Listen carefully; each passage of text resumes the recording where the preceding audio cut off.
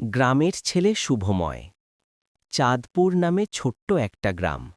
গ্রামের শেষ প্রান্তে কাঁচা রাস্তার ধারে মাটির বাড়িটায় থাকত শুভময়। বাবা একজন কৃষক, মা সংসারের কাজ সামলাতেন। শুভময় ছিল শান্ত স্বভাবের, কিন্তু স্বপ্ন ছিল অনেক বড়। ভোর হলেই সে বাবার সঙ্গে মাঠে যেত। ধান গাছের ফাঁকে ফাঁকে দৌড়তে দৌড়তে সে আকাশের দিকে তাকিয়ে ভাবত, একদিন সে অনেক বড় মানুষ হবে। স্কুল ছিল ৩ কিলোমিটার দূরে। প্রতিদিন হেঁটে যেত শুভময়। কাদা পানির মধ্যেও তার পড়াশোনার আগ্রহ একটুও কমত না। একদিন গ্রামের পুকুরে বাঁধ ভেঙে বন্যা এলো। সবাই দিশেহারা। শুভময় নিজের বুদ্ধি আর সাহস দিয়ে বন্ধুদের নিয়ে বাঁধ মেরামতে নেমে পড়ল। তার উদ্যোগে গ্রামের ফসল বাঁচল। সেদিন সবাই বুঝল, ছেলেটা শুধু স্বপ্ন দেখে না, কাজও করতে জানে।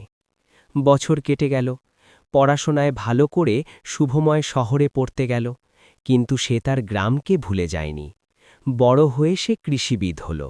আধুনিক চাষের পদ্ধতি নিয়ে ফিরে এলো নিজের গ্রামে। আজ শুভময়ের হাত ধরেই চাঁদপুর গ্রামের মাঠে সোনালি ফসল হাসে।